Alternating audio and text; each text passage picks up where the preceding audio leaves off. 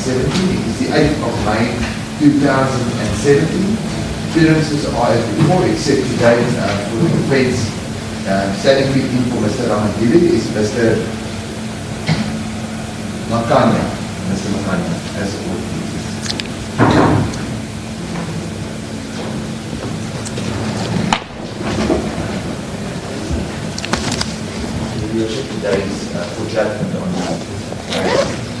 Thank you. Ms. Cannon.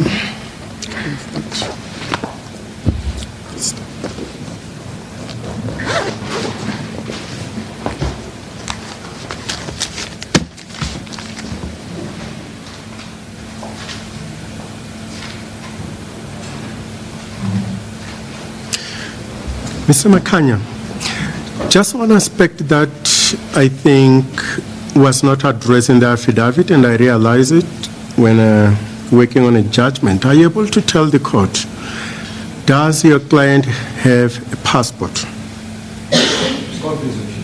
far, my instructions are that he does not have a passport, he has not applied for it, and he does not intend to apply for one day, any near future. Thank you.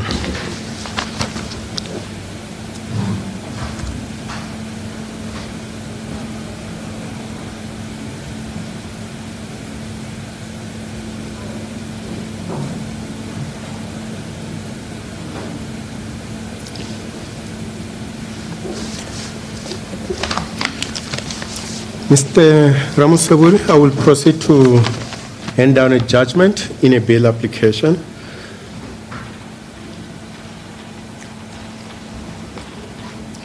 For a number of reasons, the issues that were raised and of course the public interest, I decided to have it in writing, and it's just a few pages. You may be seated as I read along, and I will tell you when to stand up.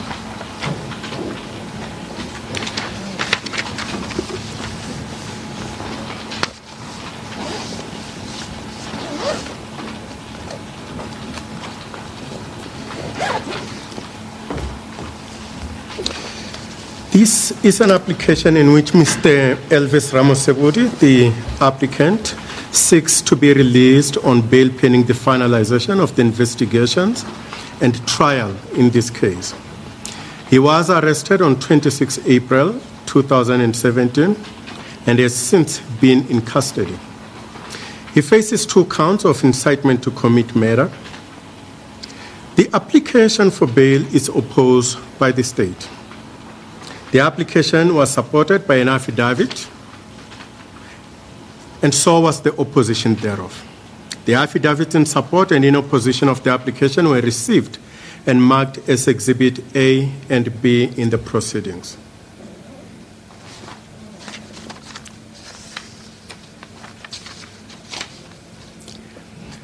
I proceed to deal with the legislation on bail. It is important to unpack the metrics of the applicable legislation before applying the facts thereto. Section 60 of Act 51 of 1977, that is the Criminal Procedure Act, embodies all the applicable principles that should guide this application.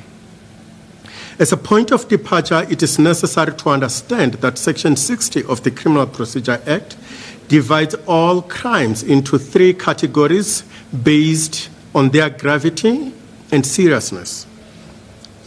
First is Schedule 6 offenses, for which the Criminal Procedure Act provides as follows.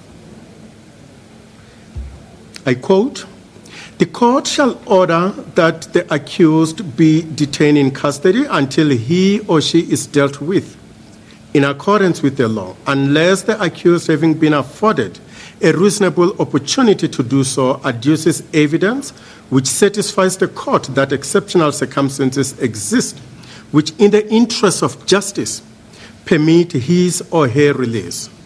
And to this, I refer to Section 60, subsection 11A of the Criminal Procedure Act. It suffices for now to merely state that Schedule 6 offenses are the most serious crimes imaginable in our legal system. This provision does not take away an accused person's constitutional right to be presumed innocent until proven guilty by the court of law, as was held in State v. Dlamini, State v. Gadler and others, State v. Jobert, State v. Skitegat, 1999, Volume 7, BCLR, page 771, in bracket CC for the Constitutional Court. It is for this reason that there are suspects out on bail even when they face Schedule 6 offenses. I will state nothing further in respect of this category, since the applicant is not facing a Schedule 6 offense. Second is the category of Schedule 5 offenses. In respect of this category, the Criminal Procedure Act provides as follows, I quote, "The court shall order that the accused be detained in custody until he or she is dealt with in accordance with the law, unless the accused, having been afforded a reasonable opportunity to do so, adduces evidence which satisfies the court that the interests of justice permit his or her release," close quote. And to this, I refer to Section 60, subsection 11B of the Criminal Procedure Act. While Schedule 5 offenses are also very serious, they are generally less serious compared to those listed in Schedule 6. It is for this reason that the onus is on the accused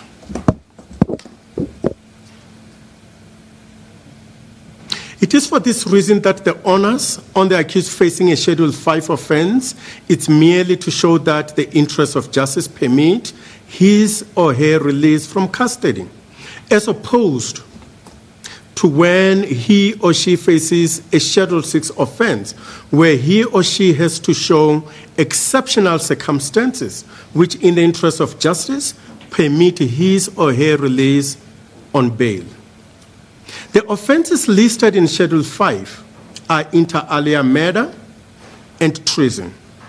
I mention these examples because at one stage or another, they were also alluded to the case the applicant faces in CASO.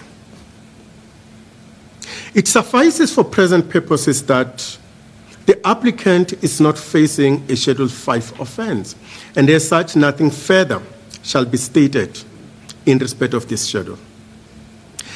The last category is all the other offenses not listed in Schedule 5 or 6.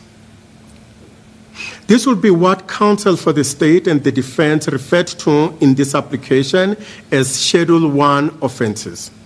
My reluctance in calling these crimes Schedule 1 offenses is because, unlike Schedule 5 and 6, Schedule 1 does not exist in the Criminal Procedure Act for bail application purposes. It is not even referred to in Section 60, subsection 11, dealing with various schedules for bail application purposes. It is for this reason that all the offenses listed in Schedule 5 and 6 are also repeated in Schedule 1. The category of offenses not listed in either Schedule 5 or 6 can be classified as less serious offenses. It is this category that deserves much attention for purposes of this application, in that the offenses the applicant faces are classified therein.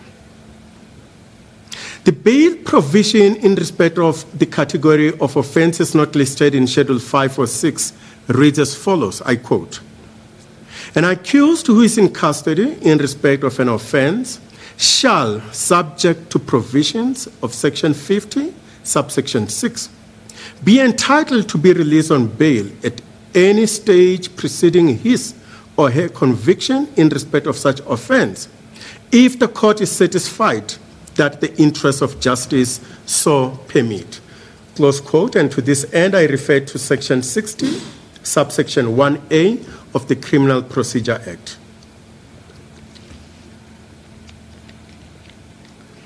The difference in approach to the application for bail in which applicants face offenses in this category and those in Schedule 5 and 6 is that in this category, the accused can claim to be released as an entitlement. Further to this, the onus is on the state to satisfy the court that the release of an accused facing an offense not listed in Schedule 5 or 6 will not be in the interest of justice, or that the interests of justice demand his or her further detention. I now proceed to deal with the facts as presented by the state in opposing bail. The applicant opted to be silent, and as such, the court does not have his side of the case in respect of the merits. Facts of the case. It is alleged in respect of count 1 that the applicant sent a total of 4 letters to a certain entity or complainant requesting support in the amount of 60 million rand in order to finance an undercover plot to assassinate the beneficiaries of the state capture regime in the interests of South Africa. The beneficiaries listed are, amongst others, President Jacob Zuma,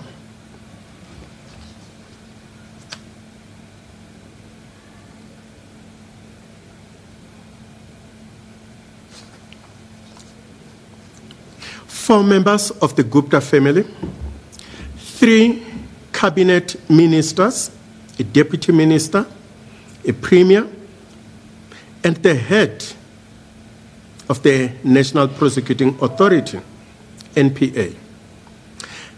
The first of these letters was sent in October 2016, and the case was opened by the recipient with the police in November 2016. It is alleged in respect of count 2 that in March 2017, 5 months after receiving no financial support he had sought in respect of count number 1, the applicant wrote a letter addressed to Mr. A.J. Gupta requesting support in the amount of 75 million rand in order to finance an undercover plot to assassinate people who support white monopoly capitalists in the interests of South Africa. Mr. A.J. Gupta is one of those the applicant had listed as persons that should be assassinated when he sought financial support in respect of count number 1. The people who supported the so-called white monopoly capitalists were listed as Mr. Mcebisi Jonas, Advocate Thuli Madonsela, Ms. Vicky Menta, and Mr. Themba Maseko. Since the applicant's details, such as his names, his personal banking details, residential address, and his cell phone numbers were contained in one or more of these letters, a trap was set out with the authorization of the Director of Public Prosecutions, Gauteng Local Division in Johannesburg. As part of the trap, the applicant was invited by the recipient of his letters in count number 1 to a meeting where he was to explain and give further details on his mission. The applicant obliged, and unbeknown to him, the whole trap, his demonstration and explanation was recorded in a video. When afforded an opportunity to rebut any of the allegations made against him, the applicant presented an affidavit in which he opted not to tackle the merits of the case. Contrary to what has been reported outside this courtroom, he did not even indicate how he intends to plead to the 2 charges. For this reason, I am of a view that the facts against the applicant are strong and will not be easy to dispute if the case goes on trial. I am careful not to suggest that the case against the accused is strong, because that will depend on the charges that will be preferred against him by the state. I will deal with this aspect more broadly shortly. I proceed to deal with the applicable law.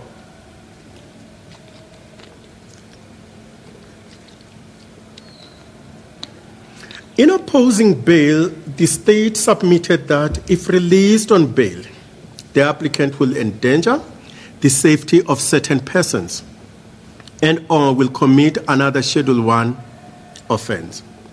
Although merits of the case is for the trial court to consider, the court dealing with bail application has a duty to consider the facts for purposes of weighing if there is a strong case to answer and the past conduct of the applicant so as to answer if there is likelihood for the applicant to commit Schedule I offenses as argued. And to this end, I refer to State v. Mauk, 1999, Volume 2, SACR, page 479 in brackets W, and State v.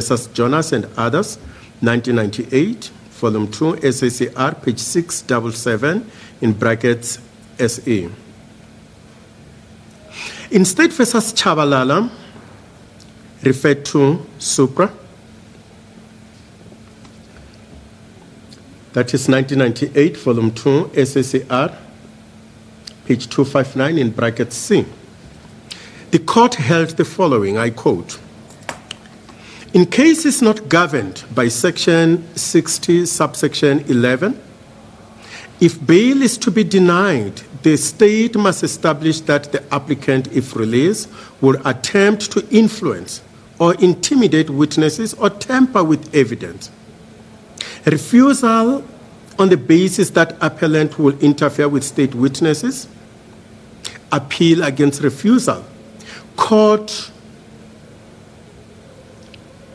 and underline, "the court must assess the appellant's future conduct in the light of existing or historical facts and circumstances. In granting or refusing bail, the court must weigh the interests of justice against the accused's right to personal freedom and the possible prejudice which she would be likely to suffer as a result of further detention." Close quote. I proceed to deal, therefore, with the strength of the state case.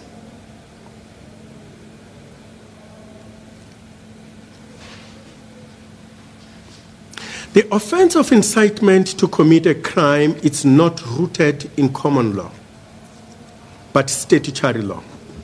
Section 18, subsection 2 of the Rituals Assemblies Act, number 17 of 1956 provides as follows, I quote, "Any person who conspires with any other person to aid or procure the commission or to commit or B, incites, instigates, commands, or procures any other person to commit any offense, whether at common law or against a statute or statutory regulation, shall be guilty of an offense and liable on conviction to the punishment to which a person convicted of actually committing that offense would be liable."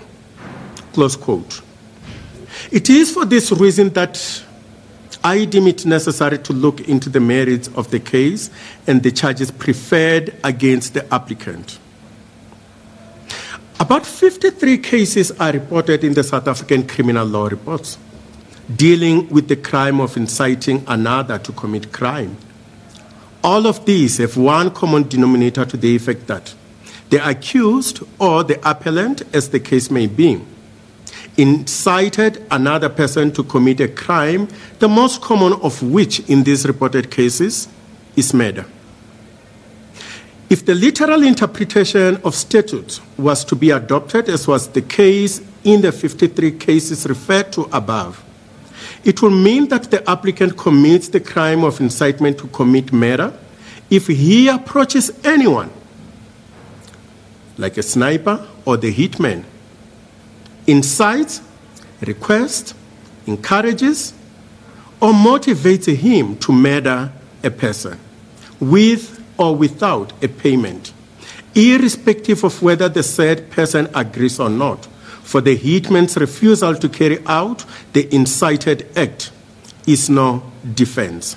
And to this end, I refer to State versus Shumpa and another, 2008, Volume 1, SACR, page 126, in brackets E. Equally, if anyone was to encourage the applicant to commit murder, at a fee or not, he will be guilty of the crime of inciting another person to commit a crime of murder. The facts presented suggest that the applicant approached people asking them to incite him, which will translate to inciting them to incite him to commit murder. It is committing murder that is a crime. Whether the Rituals Assemblies Act can extend or be extended to cover cases of inciting to incite, if one can use the said phrase, remains to be seen and tested on trial.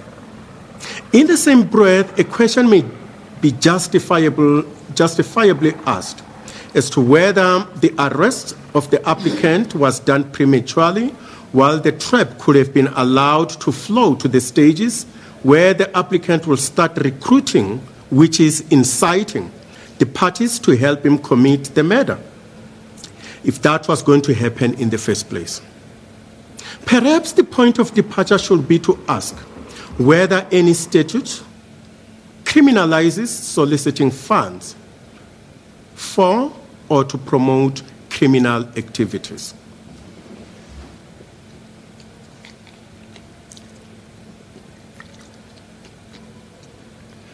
The picture portrayed to this court is rather of an unemployed, penniless young man who seems desperate to make quick money, no matter how dirty. Counsel for the state indicated that at first they thought it could be a 419 scam in reference to a Nigerian criminal code, that is section 419, that criminalizes fraud activities of this nature. In 419 scams, the culprit approaches an unsuspecting member of public or the victim through post, email, SMSs, or even phone calls, promising him heaven and earth. For most people, heaven and earth will be riches he never worked for, decent jobs, even when he does not qualify, inheritance in dollars from strangers and others. For such riches to be released, the victim will be required to pay advance or clearance fee.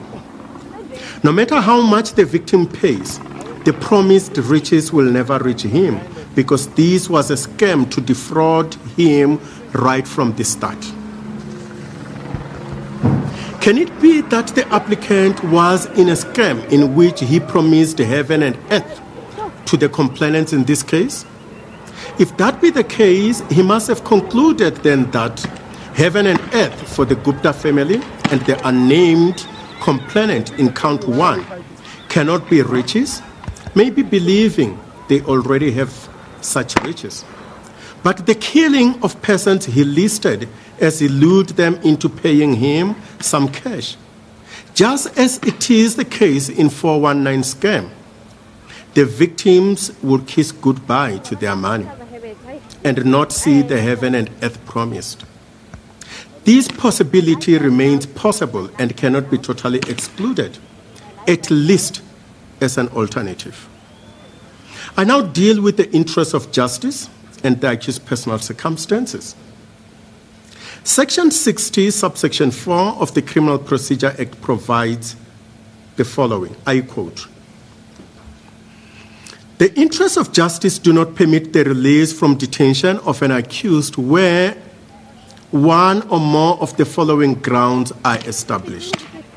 A, where there is likelihood that the accused if he or she were released on bail, will endanger the safety of the public or any particular person, or will commit a Schedule 1 offense. B, where there is the likelihood that the accused, if he or she were released on bail, will attempt to evade his or her trial. Or C, where there is the likelihood that the accused, if he or she were released on bail, will attempt to influence or intimidate witnesses or to conceal or destroy evidence. D, or where there is the likelihood that the accused, if he or she were released on bail, will undermine or jeopardize the objectives or the proper functioning of the criminal justice system, including the bail system. And E, where in exceptional circumstances there is a likelihood that the release of the accused will disturb the public order or undermine the public peace or security.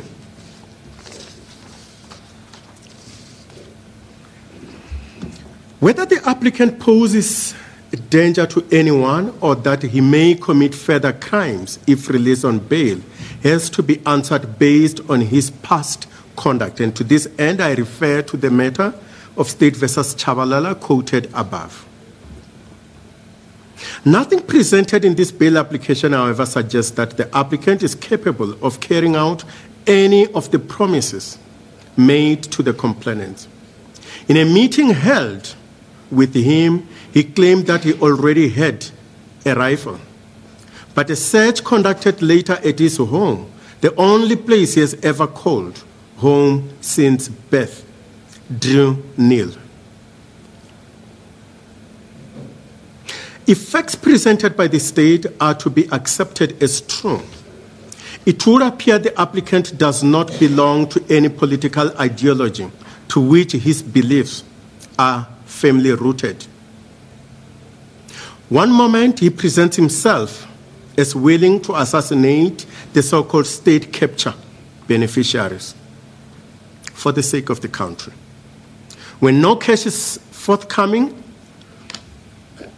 he jumps to the other side, presenting himself as the protector of the very family he initially wanted to wipe out. The manner in which these plans are presented to the complainant was very immature. For the applicant to present himself without any attempt to conceal his identity, addresses, and phone numbers made the state to even consider bringing an application for the accused to be referred for mental observation. It took about 5 to 6 months for the applicant to be arrested since the case was opened in November 2016. During this period, he failed to recruit a single sniper, let alone making such an attempt. If he did, no such evidence was presented to this court. Every piece of evidence suggests that he worked alone. Against this background, the following facts appear undisputed: that the accused is not a flight risk. His address has been confirmed by the investigating officer. There is no evidence suggesting that the accused has ever been outside the Republic of South Africa. He does not own a passport. He has no previous convictions and is not out on bail on any charge. He is unmarried but a father of one child. He studied up to grade 10 and indeed is unemployed. Over months of monitoring his banking details, his banking account balance was always on zero. He resides with his parents, who are pensioners, at their house. Chances of him evading trial appear to be very limited. A long time that lapsed after the case was opened with the police without any conduct on his part that harms anyone also indicates to this court no one could be in danger. From the time he wrote the first letter, it appears he did not incite anyone into his plans.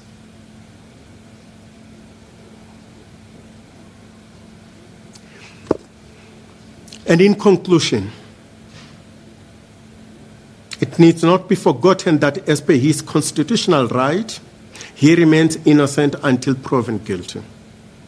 For these reasons, the court is not convinced that the continuous detention of the applicant pending the investigation and trial would be in the interest of justice. Although the applicant indicated that he has only 1,000 rand available for bail, the court has to balance the gravity of his deeds against the amount that can be regarded as sufficient enough to serve as security for him to attend court at all times.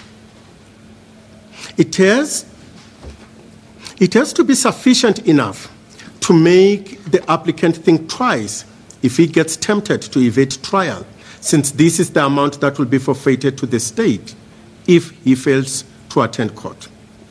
Equally, the amount need not be too high, so much that it will amount to a refusal of bail, given the fact that he is unemployed and still dependent on his parents who are pensioners.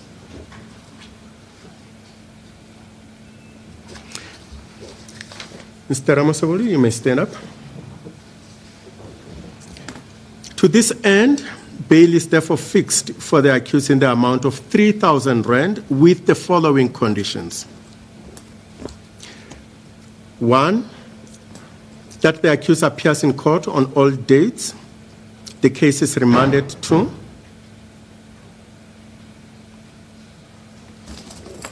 And stays present until he is excused by the court. 2, the accused does not contact directly or indirectly any of the witnesses known to him, all the persons listed for assassination as state capture beneficiaries, or persons in support of the white monopoly capitalists.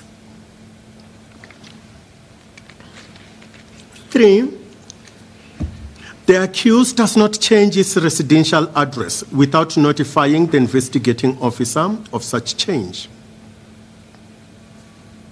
4, the accused is to report at his local police station every Monday, Wednesday, and Friday between 6 a.m.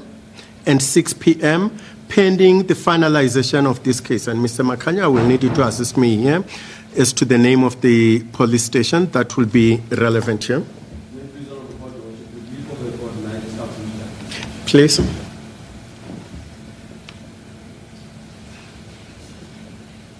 Thanks, Worship. My instructions are that it is Richard Police Station in Richard. R-I-E-T. So tell me, it's spelled? R-I-E-T-G-A-T.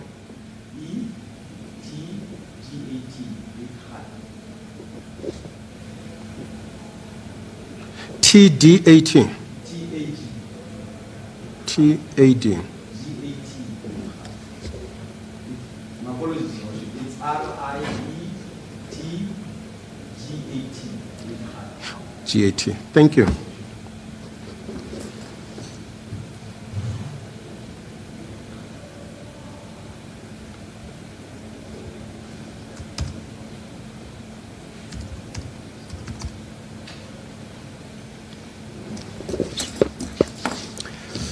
Then it will read the accused reports at Richard Police Station every Monday, Wednesday, and Friday between 6 a.m. and 6 p.m. pending the finalization of this case. E, that is number 5 rather.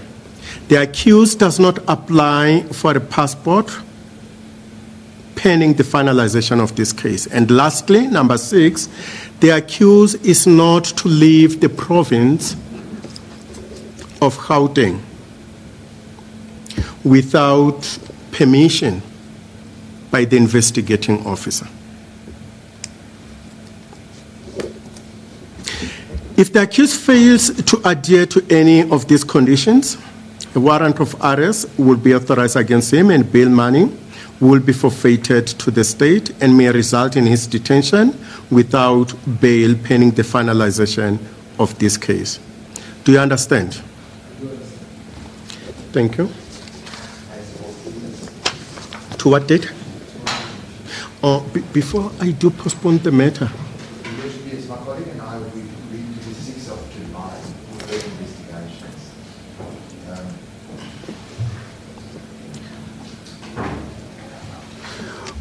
Right. I understand I can postpone the matter to that day. In fact, I will do that. But I wanted to find out the trial up until now will be done right here, or you intend to move it? This point is still decided that it will stay at the regional court. It will change our court. Of course, it depends on what's going to come from the further investigation. Right. But at this point, it will stay at the regional. That's fine. Is it fine if I have the matter stand down for a while, ask you to take the charge sheet to court 23 for court allocation, so that come the remand date, I postpone the matter to the court in which it will stay?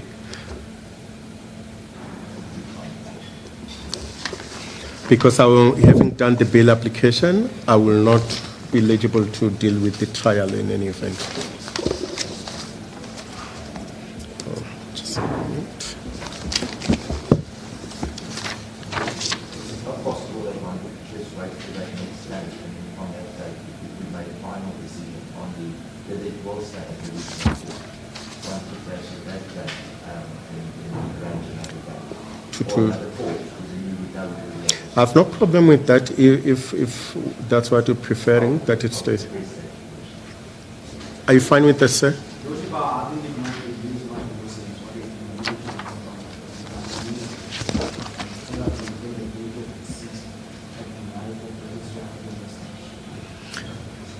Thank you. Mr. Ramosebudi, I'm postponing your matter until the 6th day of July 2017, back to this court. That's court number 17. You will be in custody. However, bail is fixed for you with the conditions that were indicated. If you pay, you will be released. Adhere to all these conditions. You can request a copy of the conditions from the clerks of the court before you leave, if you pay bail, that is. And I want to reiterate this: if you fail to adhere to any of these conditions, bail will be cancelled and you may stay in custody until the case is finalized. Okay. We'll see you then. You should be here 8:30 in the morning. You are excused. You are excused, sir. You are excused too. Thank you.